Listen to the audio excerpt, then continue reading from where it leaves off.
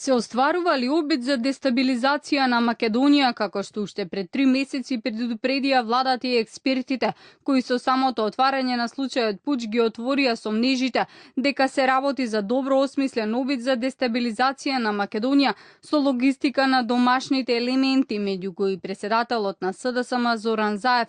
Експертите сметаат дека сценариото е идентично како и во 2001 година, како и тогаш се почна со операција на објавување на незаконски стекнати приватни прислушувани разговори, зад која стојат поранешниот директор на УБК Зоран Верушевски и двајца вработени во МВР.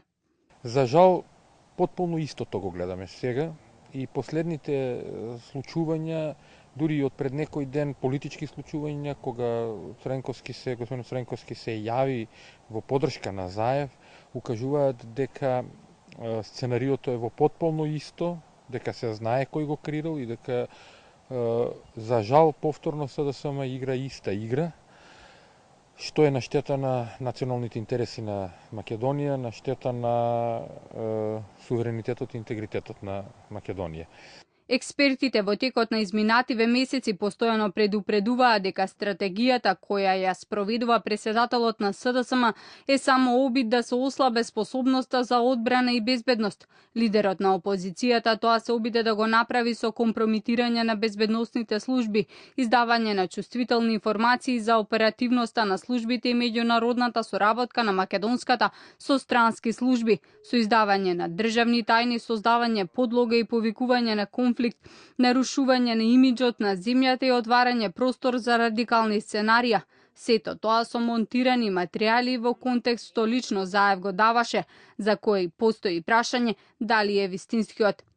И денес, исто како и во 2001 година, се спроведува специјална војна, се пласираат неточни информации, особено во медиумите кои се блиски до опозицијата, дека наводно власта се обидува да создаде конфликт и со тоа да зацкрие нешто друго. Истите медиуми се чини беа подготвени за денешното случување, па кратко по објавувањето излегоа со анализи и колумни. Веднаш по објавувањето за нападот во Гошинце, медиумите блиски до опозицијата објавија изјава на лидерот на Достоинство Стојанче Ангелов, во кој тој вели дека власта платила 2 милиони евра за да се предизвика меѓуетнички конфликт. Професорот Андонов вели дека вистинското прашање е од каде му е на Ангелов таква информација и дали може би таа изјава била вовед во планот Б на опозицијата откако не успеа со објавување на бомбите да предизвика промена на власта, а истовремено да се дефокусира јавноста од вистинските извршители на сценариото за дестабилизација на Македонија.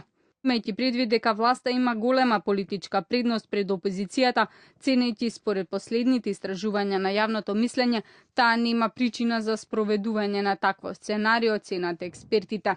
Од институциите велат дека водејќи се од националниот, државниот и интересот на граѓаните ќе действуваат мудро, одговорно и посветено, но одлучно и решително.